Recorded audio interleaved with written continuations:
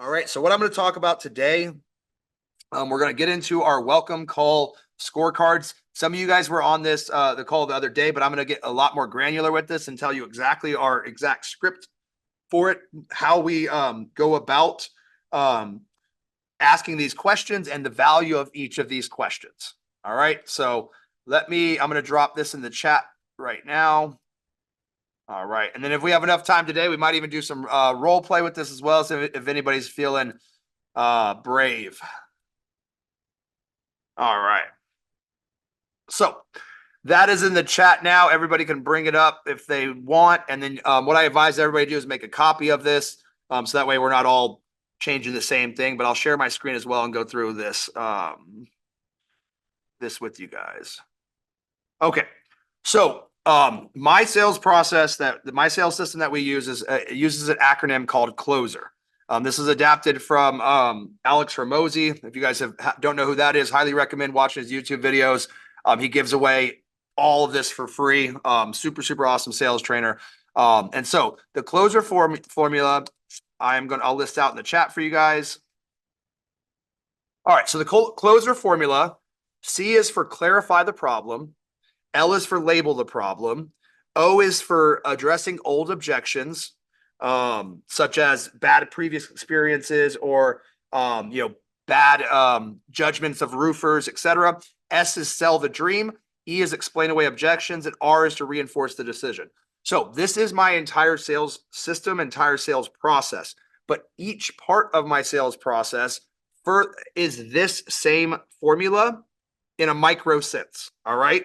So let's get into this call scorecard now. I'm going to drop it in the chat again because Amy just joined us. All right. Cool. So let's take a look at this. Let me move this over here. All right. So as I go along here, I will also put into the chat what our exact script is. So first we start off, thank you for calling Reimagine Roofing. This is Cody. How can I help? All right. So I grade my team. When I go back, we record every call. When we go back, this is how we grade it, and this is how we ensure. And I'll show you guys some of my scorecards for my reps, what they do. But they get 2.5 points if they say thank you. If they answer the phone, Reimagine Roofing, this is Cody. They don't get 2.5 points for the thank you, and they don't get 2.5 points for the how can I help.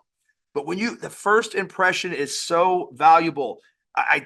You guys probably heard me say this 1,000 times, but you've all been there, right? The guy shows up for an interview in a suit. You're like, oh man, this guy's a professional. You hire him. He's a terrible employee for 3 months, and you still just give him the benefit of the doubt because he showed up in a suit that first day. Or you have that, the buddy that has that bad relationship, and you're like, you should probably get out of this. But they were so awesome the first month, and the last 5 years, I just don't know what's been going on. But if I can just get him or her back to that first month, we'll be happy. That first impression is so essential. So when they call in, the person answering the phone has to be locked in, has to not be distracted, has to answer with enthusiasm. And we want to say, thank you. How can I help right out the gate and not feel like we've all called people before, right? Like, there's a Joe with Joe's HVAC. Like, what the hell do you want? Like, why are you calling me? Like, we need to answer like we're happy that they're calling us and we're ready to help. Because that right there will put you just a half step ahead out of the gate. So if they say thank you and how can I help, they get 5 points. If they say thank you, they get 2.5. If they don't ask how can I help, they get they don't get the other 2.5. It's broken down that simple. And real quick, I'll do a quick tangent on kind of the idea behind this is if you told a sales rep, let's say a business development rep or a sales rep, you said, hey, go to this mixer, go to this event, and in order to get more sales, I need you to be charismatic. What does that mean? That means nothing. It's like, okay, I'll go try. But if I say, hey, when you go into this meeting or this mixer, I need you to smile right when you walk in. I need you to make eye contact with 5 to 10 people and introduce yourself. I need you to remember 5 names. I need you to try to tell at least 1 or 2 jokes or talk about something relevant, such as sports or the latest movie. Then after it's done, I need you to say bye to those same 5 or 10 people. I need you to smile, and I need you to address those people by name on your way out. Congratulations. I just taught you how to be more charismatic in a systematic approach that you can go implement. And so then with the first person they go out and do it, and the first time they take these calls, it's going to be robotic. I'm like, hi, I'm Cody. I'm supposed to smile to be charismatic. What's your name? And then the second time it's like, hey, I'm Cody. Third time, like, hey man, what's up? I'm Cody, man. And they'll rep it and they'll become more charismatic. So that's what we're doing here. We're breaking it down step by step. All right. So first part, clarify the problem. How can I help? If they say, hey, I need a roof inspection, then they ask, hey, what's going on? And then next we want to label the problem. That's the L in the closer formula. So how you label something, if you say, if they say, hey, I have a leak, and you say, wow, that's serious, there's a possibility that they will get defensive. It'd be like, well, it's not that serious. I don't want to replace my whole roof. Like, what do you mean? Obviously if it's insurance, maybe they just want to repair. And if you say, hey, that sounds like a full roof replacement claim. You're already trying to sell me a full roof. That sounds bad. But if there's a phenomenon with the human brain, if you say something sounds like, it instantly, you don't have that same friction, because I'm not saying it is, I'm just saying sounds like. And then we want to emphasize urgency. So they get 2.5 points if they say sounds like, and then they get 2.5 points if it's urgent. If they create urgency. So we would say something like, say I have a small leak or some shingles blown off. Oh, wow. Sounds like you need somebody out there immediately, or you need somebody out there, in the next day or two before it gets worse. Or sounds like that's a pretty serious problem. I want to make sure we hop on this right away. Or sounds like, but they get 2.5 points for sounds like. And then 2.5 points for creating urgency. Every roof leak is urgent, right? Can we all agree that, if we don't address a roof leak, it just gets worse? It's urgent that we get out there. So, wow, sounds like you really need some help.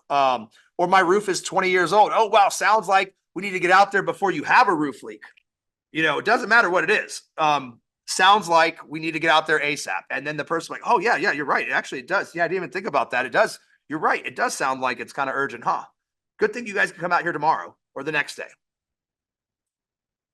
All right. So sounds like you need some help, and you need some help immediately. So we want to create urgency, and we want to move quickly, and we want to use the word sounds like, because that way we don't create somebody that's like, oh no, it's not this. All right. And then we do basic information gathering here. This is where we're going to want to, just get name, address, region, inspector, etc. Whatever you guys want to gather. If they don't put it into the CRM the right way, they don't get points for it. So we're also scoring that. Then what I have my team do is I have them pull it up. Okay, great. I got the address. What I'm going to do next, I'm going to go ahead. I'm going to type in here, gather info. All right. What I'm going to do now is I'm going to go ahead and pull this up on Google Earth real quick, just to make sure our GPS gets there, just so I can kind of see over the satellite view of what we're looking at. While I'm doing that, how'd you find us, or how'd you hear about us? All right. So I'm going to pull your house up on our satellite view to verify. And then we'll say something like, oh, okay, I see you got the blue roof with the white house, or, oh, are you wanting to do the full roof and also the guest house? I know you got like a detached garage. That makes it personal.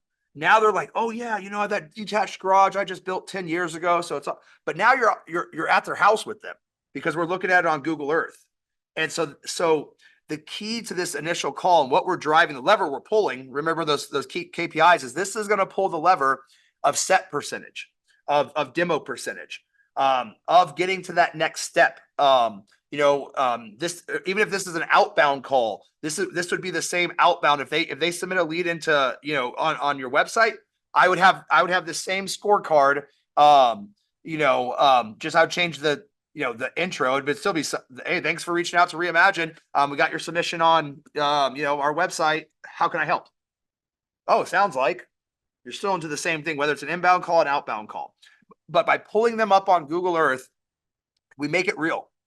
The goal with this call is to not just do a 2-minute call. It's to find a chance to build rapport, because every other roofing company that's answering this call, it's like, hey, this is Cody. Yep, I got okay. Let me see if we can get you in maybe, Thursday or Friday. I got to check. I'll call you back. Oh, wait, hold on. Wait, what's that, Susan? Oh yeah. Oh wait, who is this again? Oh yeah. Okay. Okay. Yeah. Yeah. All right. Let me just. Yeah. I'm on a roof right now. Actually, I'll just call you back or something. Like it's jumbled. It's not a great experience. So if you have that as your competition and you come in and do a very clean 8 to 15 minute initial call, you'll build rapport. You'll build trust. You'll build the first impression that now all you got to do is not mess it up. So that's why we put it up on Google, is to put ourselves on the ground, is to start asking questions. Oh man, you guys got wow, that's gorgeous land. Or, oh, you guys got this, comment something on the home and then try to dig. All right. Next is, how did you find us? So for us, it's a 3-part scoring here. And I usually do it like while I'm pulling you up on the satellite, and then I combine these two. But just basically, how did we get connected? How did you hear about us? Obviously, if they submitted a form on the website or any other, if it's obvious, then this might not be applicable. But generally, and especially if you have good reviews, this is where we want to emphasize. So for us, we say, how did you hear about us? And if they say, oh, I found you on Google. Okay, so you got a chance to see our reviews, right? Yeah, they're great. Yeah. That's 2 main reasons we get calls. One, some people absolutely love our reviews. The other big thing is people will go on our website and see that we have best in the industry financing. So that's the 2 main reasons that people reach out to us. So it's great that you saw our reviews. We sell 30 to 40% of our deals through financing. So because they're retail. So we're dropping that seed in there. Oh, people call you about financing? What kind of financing you guys got? So I'm building value. If you're not selling financing, don't put it in there. Or people call us because they see that we're a Owens Corning Platinum installer. Oh, Platinum installer, what does that mean? Oh, we can offer a 25-year warranty. Or people either call us because of our reviews or because they saw us that we did that big Google building or whatever. You want people to kind of, oh, you guys do that too? Oh, you guys, your differentiator factor, you need to drop it in right here and say, oh, I wasn't sure if it was a review. The other one you could say is, oh yeah, I wasn't sure you found us on Google or referrals, because more than half of our clients actually come from referrals. So I wasn't sure. I just wanted to see if someone did refer you. I wanted to make sure they got credit. That's valuable because oh, well, people are always referring you guys. Oh, you guys must be a good business, So whatever it is that you want to bring to the forefront, bring it here. If you have good reviews, you need to emphasize reviews, but you need to have that secondary thing if it makes sense. I wasn't sure if, it's our reviews or you saw that we're local. All these out of towners, like if I'm in Texas, this is what I would say, all these, storm chasers come in from out of states. And so a lot of our homeowners love the fact that, we have a storefront here in Texas, here in San Antonio, here in El Paso, here in whatever. If you're local, lean into being local and, local. Whatever your differentiator is, we need to lean into it early in the call, because this is what's called persuasion. And this is saying, oh, well, if other people call you because you're local, well, I want you because you're local. They might not even care about that, but you've just told them that other people care about it. And then they will, oh, well, yeah, I do like local. You're right. I didn't even know that, but yep, I like local, so you can put things there, and this is, how you'd sell the company. All right. Cool. Next is going to be, what are you looking for in a contractor, or where are you in the process? Depending on how it comes out, either way, you could do them in any order, but this is the O now. Okay. So coming back to this again, this micro sale, we're still following the same framework. So we just did clarify and we labeled. Now we want to pull out old objections. Okay. So you can ask either, hey, where are you at in the process? Am I the first roofer you've called? Have you opened up a claim? Have you seen other quotes? Is this the first person that's going to come out to see the leak? Do you already, whatever your flow is, but I want to know where you're at in the process. Because that dictates things, right? If you've had 2 other people come out and say you need to open a claim and you still haven't opened a claim, well, I know what kind of customer you are. It's going to be a different approach than I'm the first person out, and then what are you looking for in a contractor? Sometimes that comes up. Oh, you guys have amazing reviews.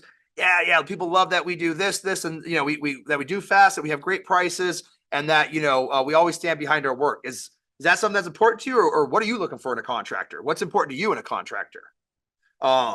And then they'll answer that and you say, okay, so great. So where are you at in the process? Have you spoken to anybody else yet? Has anybody been out? Have you seen a photo report of actually what's going on with your roof? Have you called your insurance company? Have you whatever?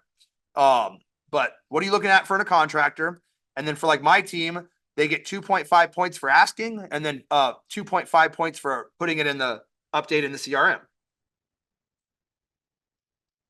All right. And then we're at the process again. Just you don't want to have you gotten other bids. Like that's okay. That gets me defensive. I'm like, yeah, I've got other bids. What's it to you? But where are you at in the process? Is this your first call? How long has this been going on? Has this been going on for a month and I'm your first call? Okay, well, it sounds like it's urgent. We need to get somebody out there immediately.